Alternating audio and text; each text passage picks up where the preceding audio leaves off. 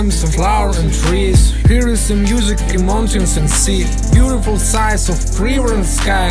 All the beauties in Turkmenistan. Deryası coşkun, bağlar bozsan, belent başdağdı yüreği asman. Gülleyen gülençen edi diyarım, aydın sağlar yurdu can Turkmenistan. Turkmenistan, Turkmenistan. How is amazing the place I was at. Caspian waves and birds sing it down. Life is so wonderful in motherland. My splendid and desolate Turkmenistan. Sport Turkmenistan, güzel havada, yüpek yollarında yar, amun harara. Sportun sardının belen doğadı, Turkmenistan havada, baktın ekranı.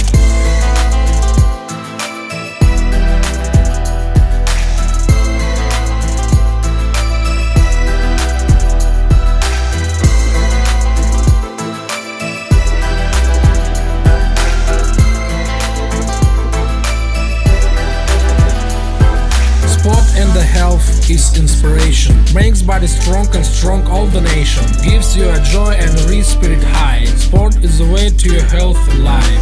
Acayip havada nurane mekan, kadar tolkunları coşkunlu mukam. Ak yolları udayar, geleceğe bakan, ümidine ümit can Turkmenistan. Turkmenistan, Turkmenistan. How is amazing the place I was at. Caspian waves and birds sing it down. Life is so wonderful in motherland. My splendid and desolate Turkmenistan. Sport Turkmenistan, güzel havada, yüpek yolları udayar, amun harara. Sportun sardının belen doğadı, Turkmenistan havada, baktın ekranı.